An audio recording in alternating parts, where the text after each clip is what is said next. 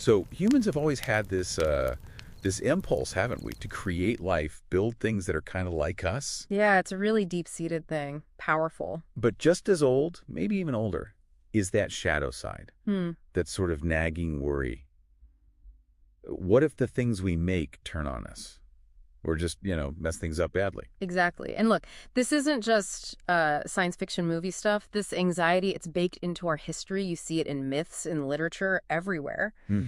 And right now, with AI moving so fast, well, those very old fears feel incredibly relevant, maybe a bit too relevant sometimes. Right. Okay, so that's what this deep dive is all about.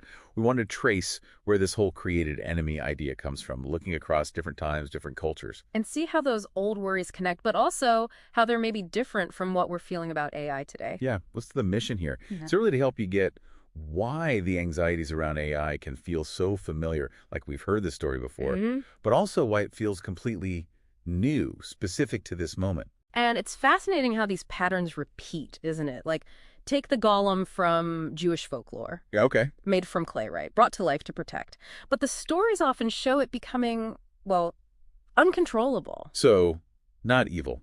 Not usually malicious, no. It's more about a dangerous, like, literal interpretation of its instructions. You tell it to fetch water, and maybe it floods the whole city because you didn't say stop. Ah, okay. So the issue wasn't bad intent, but a massive gap between the goal given and the actual result. That rings a bell. It's a really striking parallel to some of the risks people talk about with AI now. The thought experiment, the paperclip maximizer. I've heard of it, yeah. And AI is told, make paperclips, simple enough.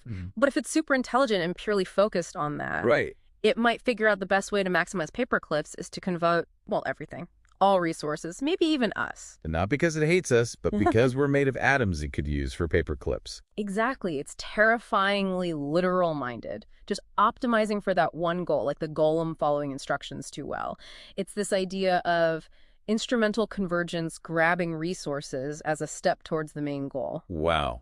Okay, optimizing for the wrong thing, just Right. on a global scale. Pretty much. And then you have Mary Shelley's Frankenstein, another powerful one. Classic. Yeah, and there, the creature becomes destructive, but Yeah. it's not born evil. It's driven to it by Victor Frankenstein's ambition mixed with total neglect. He makes it, then just abandons it. Right. Fails to guide it, nurture it, take any responsibility. The creator's failure, his hubris and neglect, that's really what fuels the tragedy. So you could argue the real villain there is the irresponsible creator, not the creation itself. It really forces that question of responsibility, doesn't it? And with AI, you see the echoes, concerns about, rushing these powerful systems out there without enough thought for safety, for control. So the what ifs. Exactly, neglecting the sort of care aspect of creation. Okay, so we've got control, literalism, creator neglect.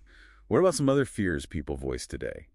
Like AI taking jobs, or that creepy feeling when AI seems too human. Those have deep roots, too. Think about the Luddites, smashing looms because they feared for their livelihoods. Right, Industrial Revolution. And Carol Opek's play, RUR, where we got the word robot, explored humans becoming obsolete because robots did all the work. But today it feels different. It's not just manual jobs. Precisely. Now it's cognitive tasks, creative work even. It challenges our sense of purpose in a way that maybe the Luddites couldn't have imagined.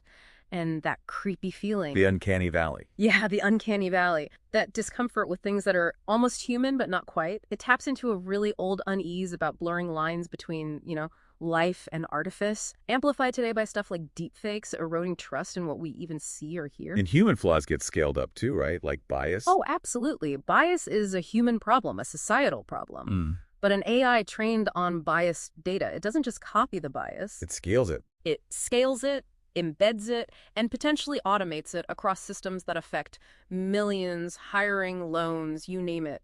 That's a kind of systemic villainy that's different from a single runaway golem. It's our own flaws amplified. So looking back at all this history, Golem, Frankenstein, RUR, all the way to modern AI, it seems like creating intelligence, whether it's clay or code, is just inherently tricky. risky. Yeah, and the risks often seem to mirror our own shortcomings, don't they? Setting poor goals, neglecting consequences, unintended side effects, our own biases, Mm. which suggests that dealing with the AI villain, whether that means preventing catastrophic misalignment, fighting scaled bias, or ensuring control, isn't just a technical challenge for the researchers working on safety and alignment. It's more fundamental. It seems like it also forces us to confront our own flaws, our own limitations as creators. Which leaves us with a pretty big thought, doesn't it? As we keep building more and more powerful AI, does this long history tell us we need to fundamentally rethink our own role? Our responsibilities, not just as builders, but maybe our place in the bigger picture?